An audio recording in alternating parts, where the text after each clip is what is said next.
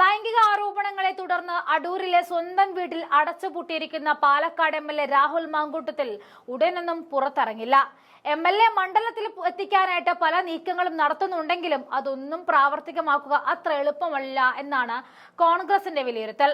ഔദ്യോഗിക പരിപാടികൾക്ക് പകരം ക്ലബ്ബുകളുടെയും മറ്റ് സംഘടനകളുടെയും പരിപാടികളിലൂടെ മണ്ഡലത്തിൽ അവതരിപ്പിക്കാനാണ് ശ്രമം. എന്നാൽ ഏത് പരിപാടിയായാലും തടയുമെന്ന CPM BJP പ്രഖ്യാപനം എല്ലാവരെയും കുഴയ്ക്കുകയാണ്. യൂത്ത് കോൺഗ്രസ് തെരഞ്ഞെടുപ്പിലെ വ്യാജ തിരിച്ചറിയൽ കാർഡ് കേസിൽ ചോദ്യം ചെയ്യലിന് ഹാജരാകാൻ നോട്ടീസ് രാഹുലിന് നൽകിയിരുന്നു. എന്നാൽ രാഹുൽ ഹാജരായിട്ടില്ല.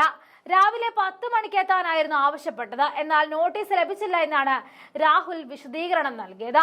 ഹാജരാകാൻ ആവശ്യപ്പെട്ട രാഹുലിന് വീണ്ടും നോട്ടീസ് നൽകാനാണ് ക്രൈംബ്രാഞ്ച് ഇപ്പോൾ തീരുമാനമെടുത്തിരിക്കുന്നത്. അതായത് ചോദ്യം ചെയ്യലിന്റെ പടിവാതിക്കൽ ക്രൈംബ്രാഞ്ച് എത്തിയപ്പോൾ രാഹുൽ ഒറ്റ ചോദ്യം ചോദിച്ചു: എനിക്ക് കിട്ടാനുള്ള നോട്ടീസ് എവിടെ? അതുണ്ടെങ്കിലേ ഞാൻ ഹാജരാകുകയുള്ളൂ എന്ന്.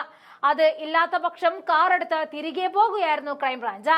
കേസിലെ പ്രതികളുടെ ഫോണിലെ ശബ്ദരേഖകളിൽ രാഹുൽ മാങ്കൂട്ടത്തിന്റെ പേര് പരാമർശിക്കുന്നുണ്ട് എന്നും ചൂണ്ടിക്കാണിച്ചാണ് ചോദ്യം ചെയ്യാൻ നീക്കം നടത്തിയത്. ഇപ്പോൾ ഉയർന്ന ലൈംഗിക ആരോപണങ്ങളിലും ക്രൈംബ്രാഞ്ച് പ്രത്യേക സംഘം അന്വേഷണം നടത്തുന്നുണ്ട്.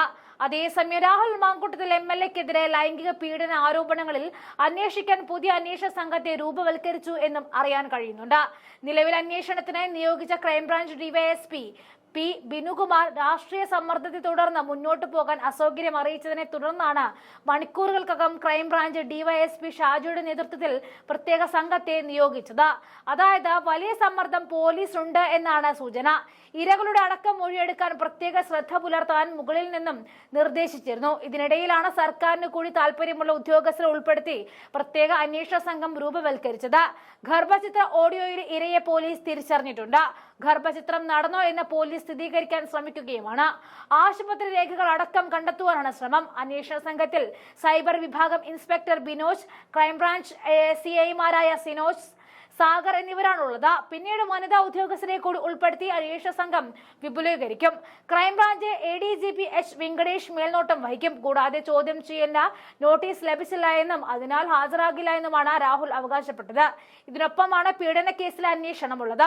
വ്യാജരേഖ കേസിൽ ഹാജരായില്ല എങ്കിൽ മറ്റൊരു ദിവസത്തേക്ക് വീണ്ടും നോട്ടീസ് നൽകുവാനാണ് ക്രൈംബ്രാഞ്ചിന്റെ തീരുമാനം. യൂത്ത് കോൺഗ്രസ് തെരഞ്ഞെടുപ്പിൽ വ്യാജ തിരിച്ചറിയൽ കാർഡ് നിർമ്മിച്ച കേസിലെ പ്രതികളുടെ ഫോണിൽ നിന്നും ലഭിച്ച ശബ്ദരേഖയിൽ രാഹുലിന്റെ പേര് പരാമർശിച്ചതോടെയാണ് വീണ്ടും ചോദ്യം ചെയ്യാൻ ക്രൈംബ്രാഞ്ച് തീരുമാനിച്ചത്. അന്വേഷണത്തിന്റെ ഭാഗമായിട്ട് ഇന്നലെ രാഹുലിന്റെ അടുത്ത സുഹൃത്തുക്കളായ 4 പേരുടെ വീട്ടിൽ പരിശോധന നടത്തുകയും മൊബൈൽ ഫോണുകൾ പിടിച്ചെടുക്കുകയും ചെയ്തിരുന്നു.